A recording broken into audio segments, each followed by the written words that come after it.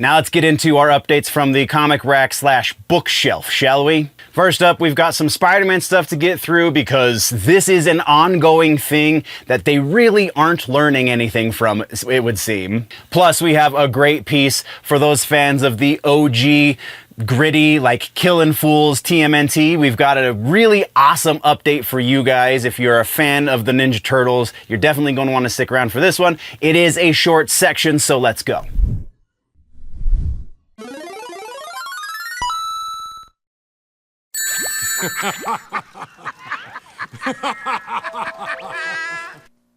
Hello nerds, welcome to the Clips channel. This is a clip, as if the channel name was not specific enough. This clip specifically comes from a show that I do over on the main channel called The Week in Nerddom. We are going to be talking about comic books and books very specifically in this clip. So news from the last week that has to do with everything comic books and books. Generally more on the comic book side because the books side of things is kind of a little bit more slow going when it comes to nerdy content, but we do still cover it.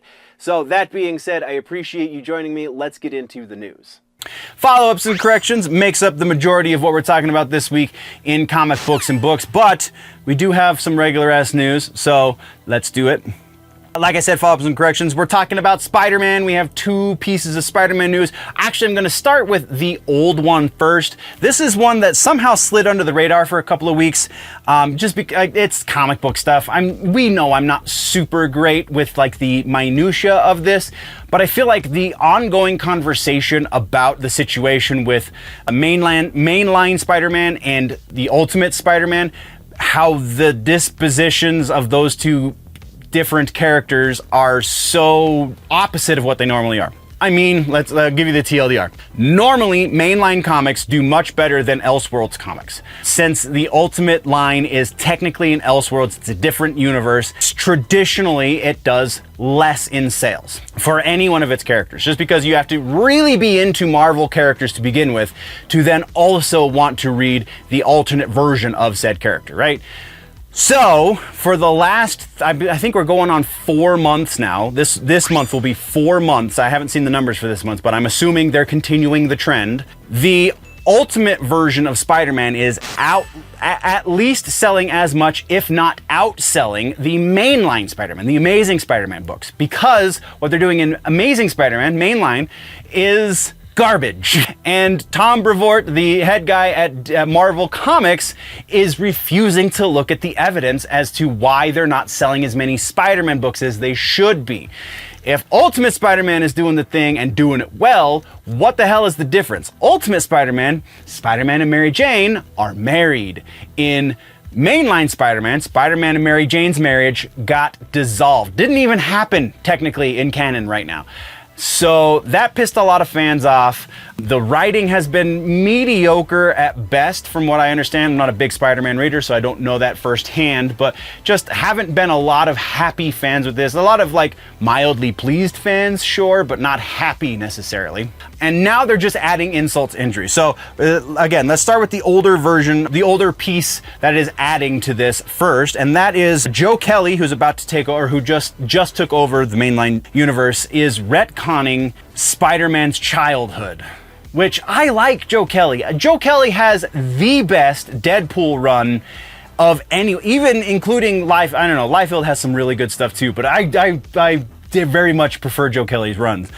Joe Kelly is retconning Peter's childhood. Now, instead of Peter being just some boring, nerdy kid who got picked on by bullies and kind of kept to himself because he didn't really have a whole lot of friends, they're adding a new character in Brian Nehrid, I think is how that is pronounced. And Brian apparently got into all kinds of hijinks with young Peter Parker, and they stole beer, they looked at porn, they got into all this trouble together, and none of this was ever spoken of before now. So it seems like they're trying to change inherently the character of Peter Parker, which again, I love Joe Kelly. I don't know why he's doing this. This is bad. Like, there is a very slim window for them to pull off like an explanation for this, like, because in the depictions of these memories, he is fairly young. So maybe they could excuse this away. They've already tried to, the shill types are already trying to excuse this in one way. We're going to talk about that in a moment, but maybe they can say after Brian left Peter's life, that's when Peter kind of came into himself and shut down and became that nerdy kid that we know.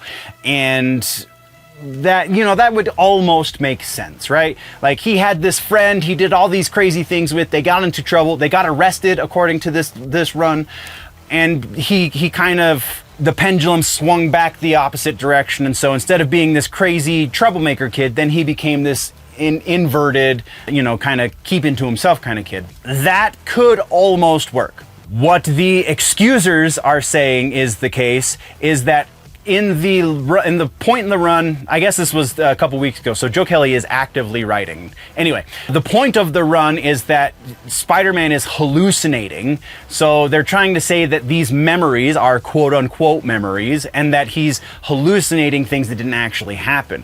However, there are indications from the rest of the book, the rest of the run, that suggest this is not really the case. Aunt May, when she sees Brian has come back into town, she treats him poorly. She recoils at the mention of his name, which would indicate that yes, there was some sort of negative connotation there.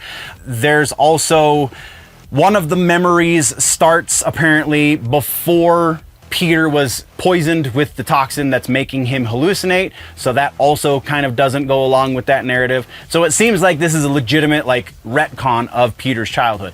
So do they run with this retcon? Do they try and say this was a very short period in his childhood, and once Brian left, Peter became an introvert? Like, is that the way they're going? Or are they just straight up changing the basic elements of who we know Peter Parker to be?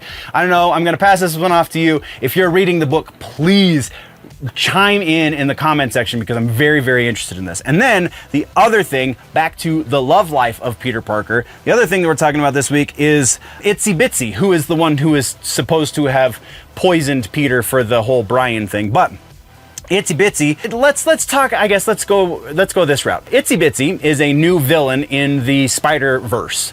Itsy Bitsy is the identity of this character, this villain, has yet to be made known. Though somehow we know that they are, because we don't even know like if it's a male or female, that this villain is the amalgamation of DNA from Peter Parker and Wade Wilson. So Deadpool and Spider-Man DNA created Itsy Bitsy. And now they're creating this weird love interest, because the way it was put in a couple of the sources that I sourced for this story, they're trying to say that it is a potential love interest for Peter, and that's not the way that I read this. That's not the way, because I read a few of the key pages that are kind of setting this up.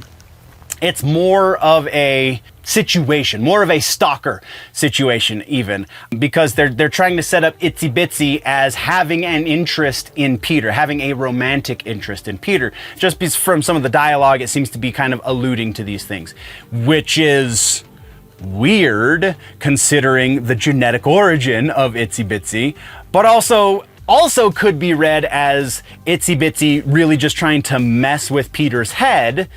So making these comments is really just Itsy Bitsy, like just trying to throw him off his game. It does not seem that Peter is reciprocating any of the potential interest. That's just not the way this really reads if you're being honest about what you're reading on the page. So still though, the slim possibility that is the direction they go is highly insulting.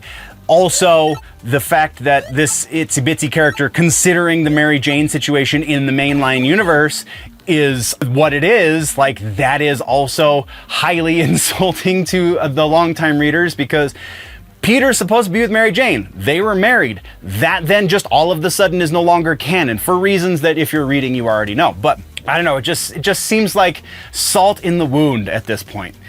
And that's honestly what we have for follow-ups for Spider-Man. That's for follow-ups for this whole section. But I want you to chime in. Are you reading this book right now? where do you land on these situations that are going on with Peter and Spider-Man? And then we have a piece for regular ass news for comic books, and that is Teenage Mutant Ninja Turtles Journeys. Let me say that so that it doesn't sound like I have a bunch of gobbledygook in my mouth. Teenage Mutant Ninja Turtles Journeys is the name of a new book coming from, what is it? Not Mirage. Who's putting this out? IDW. Good Lord. Took me a second, but I got there. So this quote unquote new book from IDW is a collection of a long lost run from Peter Laird. So the long lost run is written by Laird and is art from Jim Lawson, who took over once Laird and Eastman left initially back in the 80s. I'm sorry, back in the late 90s. And then in the 2000s is when Laird came back, to Mirage Comics, and he and Lawson wrote this run. And it was originally called Volume 4, and it completely ignored anything that came out on the Image side of things, because Image purchased rights to produce stories in the TMNT universe. So it ignored all of the Image stuff and just continued the original Laird Eastman stuff. So these comics have been very hard to come by, and now IDW has the rights to republish them, and so they're doing that, and they're calling it Journeys. As of August 20th, it will be on sale. The pre-orders start now and run through July 14th, so if you want this, you're gonna probably have to pre-order it, or you're just gonna find it as from some seller who got a copy and selling it for much, much more than you can get it yourself. So super awesome if you're into old school Turtles, because because that's some of the best stuff, man. And this is some of the most iconic Turtles art too, especially early days Turtles art, because when it was Eastman and Laird, like, it was a little, they were trying to find the look, and Eastman's style is less well known than I think Lawson's style. So really interesting to see just from an anthropological point of view, but also if you're a Turtles fan, you kind of have to have this. So yeah, once again, it will be on sale August 20th, though pre-orders end on July 14th. And if you find one on the shelf, consider yourself lucky if you didn't pre-order it. That's what we got for regular ass news. Let's talk about our suggestion for the week, going with an oldie but a goodie, and that is Chuck Palahniuk's Fight Club. The novelization before the movie happened is the one of the very, very few examples of the novel and the movie being equal but different, because both are fantastic. I think the novel, though, kind of sets up so much stuff that doesn't have the same payoff in the movie as it does in the novel, like exactly how Tyler and Jack meet, or I guess Joe is how you refer to him when you're talking about the book, and just kind of the unhinged elements of Tyler are so much more elevated in the book. It's just a different story because of those things. Broad strokes are still the same. If you've seen the movie but never read the book, you'll recognize a lot of the stuff that goes on in here, but it's just crazier in the novel than it is in the movie. So yeah, this is, I have only ever reread, I guess, a handful of books more than once. I've reread a number of things, but at least just the once, so 2 full readings. Fight Club and Neuromancer, the only 2 books I read once a year with regularity because they are amazing. Fight Club is your suggestion this week. Chuck Palahniuk, it's a shorty because he's a minimalist, and you will thank me in the morning. So go check out Fight Club by Chuck Palahniuk. It's a classic book, but it is one of the best. Why do I get the impression you forgot to push the subscribe button? I mean, it's free, so go ahead and do that, and, yeah, okay, thanks. Yeah, thanks. We'll get back to the show now. Okay, bye. Thank you very much, nerds, for tuning in. If you want to level up your nerdy, geeky, pop culture knowledge, then don't forget to subscribe and do all of the things. Go check out the main channel, Generally Nerdy, for the larger portion. Again, you get all of the sections into one convenient video over on Generally Nerdy. The name of the show is The Week in Nerddom. Thank you for checking out this clip.